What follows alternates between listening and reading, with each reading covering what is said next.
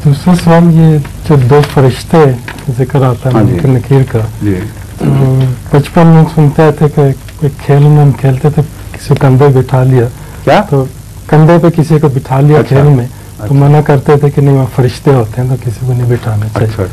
तो ये किसकी तफसील कुछ थोड़ी बहुत सर? वो जाहिर बात है, बचपन की बातें हैं, गलत बातें थी। कंधे पर दुनिया जहान के बोझ उठा लेते हैं, तो फरिश्ते तो ऐसे मादी चीज तो नहीं है जिन्होंने वो जगह घेर के रखी हुई है। दो कंधों पर, असल में कंधे जिम्मेदारी के निशान हैं और इंसान पर जिम्मेदारियां हैं। कुछ जिम्मेदारियां वो अदा कर सकता है उम्दगी के साथ, कुछ में नाकाम रह जाता है। जो नाकाम रह जाता है वो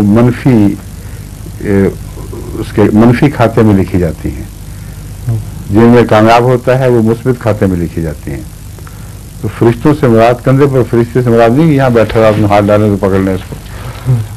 मुराद ये है कि मुस्बित जिम्मेदारियों के भी लिखने वाले हैं और उनका एक निज़ाम है पूरा, और मनफी जिम्मेदारियों या जिम्मेदारियों को मनफी रंग में अदा करना उनके भी लिखने वाले हैं और उनका भी पूरा निज़ाम है। समझिए, एक फरिश्ता नहीं है जो हर एक का अलग अलग फरिश्ता बैठा हुआ है, पूरा एक निज़ाम है खुदा ताला ने, जिसका जिक्र कुरान करीम में दूसरी जगह फरमाया है कि कोई भी ऐसी चीज़ नहीं मगर हमने उसे लिख रखा है।